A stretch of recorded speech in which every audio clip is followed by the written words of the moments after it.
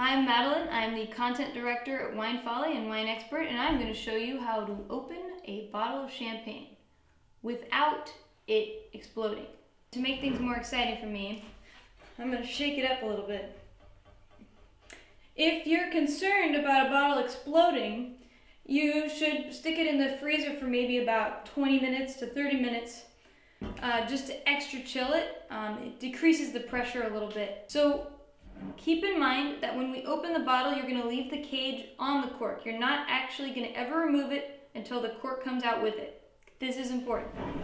Next important thing, if you can keep the bottle at 45 degrees when you're opening it, all the pressure in the bottle will hit the glass up here, right there, and won't come out of the hole in the bottle out there. Okay, so here we go. First thing you'll do is rotate the cage 6 times with a little tab. Then, while holding the cork in the cage, as you can see my thumb's on there pretty firmly, I'm going to rotate the bottom of the bottle, so this part of my hand's moving here. So I'm going to rotate here. You can rotate back and forth, or you can keep just going around if it's really hard. And then you'll notice that the cork starts to push against the bottle. It's actually doing it right now. And if I let go, it'll pop out. But since my hand's here, it's not going anywhere. So I like to give it a little bit of a pop, because otherwise it's no fun. All right, there we go.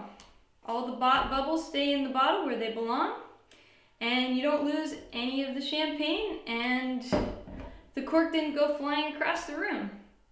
Pretty cool, right? Since we're here, and I happen to have a glass, perhaps you want to know how to pour a glass of champagne too. Now traditionally they always poured it with the glass on the table like this, which is a big pain in the butt because you have to go really slow. So instead, just treat it like a glass of beer, hold it sideways, or sorry, at a 45-degree angle, and you'll see that it doesn't form as many bubbles. Booyah!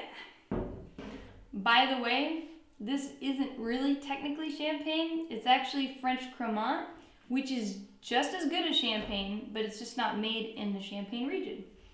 Neat fact, huh?